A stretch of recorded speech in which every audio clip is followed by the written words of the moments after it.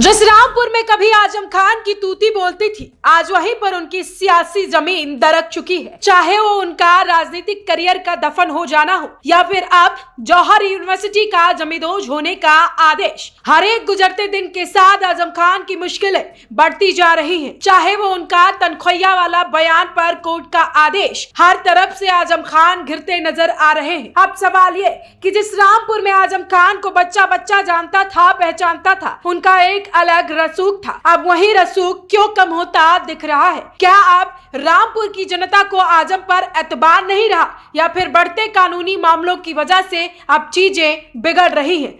इसकी एक बानगी है उनकी सियासी दुश्मनी।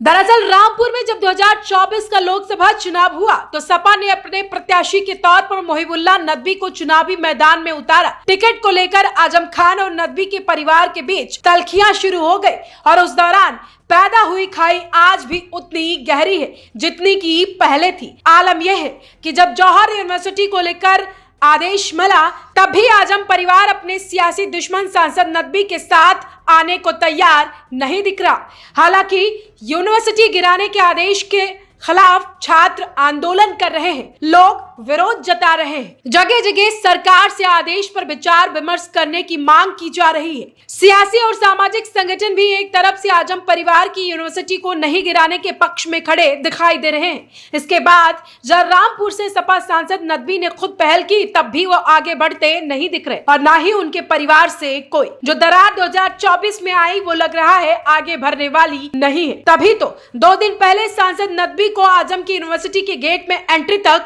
नहीं दी गई। अब समझते हैं कि आखिर आजम मोहिबुल्लाह नदवी से इतना खफा क्यों चल रहे हैं? तो इसके पीछे भी बहुत बड़ी वजह है। समझिए, 2024 में जब रामपुर की लोकसभा सीट से दिल्ली की मस्जिद के इमाम मोहिबुल्लाह नदवी को सपा ने उम्मीदवार बनाया तब उस वक्त समाजवादी पार्टी के नेता आजम खान जेल में थे। आजम खान ने जेल में सपा मुखिया अखिलेश यादव को संदेश भिजवाया कि वो नदवी को कैंडिडेट बनाए जाने के पक्ष में नहीं है। आजम खान ने खुद अखिलेश यादव को या सफाई परिवार के किसी दूसरे सदस्य को रामपुर से चुनाव लड़ाने का सुझाव दिया, लेकिन आजम की नाराजगी के बावजूद नदवी को रामपुर से चुनाव लड़वाया गया। नतीजे आए और नदवी सांसद बन गए। बस यहीं से आजम परिवार से दुश्मनी की दरार पड़ती देखी गई। बाद में जब आजम खान जेल से जमानत पर बाहर आए तो मोहिबुल्लाह नदवी उनसे मिलने गए तो आजम ने कहा कि कौन नदवी, मैं किसी मोहिबुल्लाह नदवी को नहीं जानता। इसके बाद कई बार देखा गया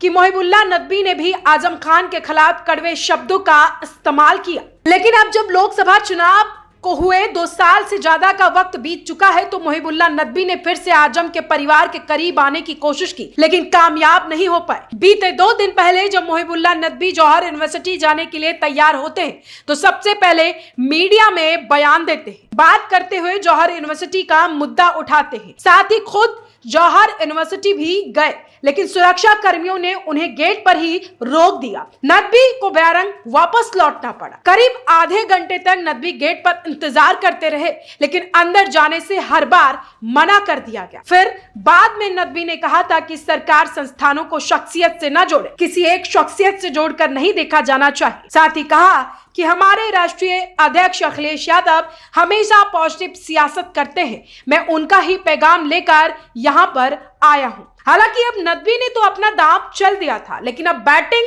आजम के हाथ में थी, लेकिन उन्होंने बॉल को जाने दिया। एक बार को तो लगा था कि परिवार के रिश्तों पर जमी बर्फ पिघल जाएगी, लेकिन ऐसा नहीं हुआ।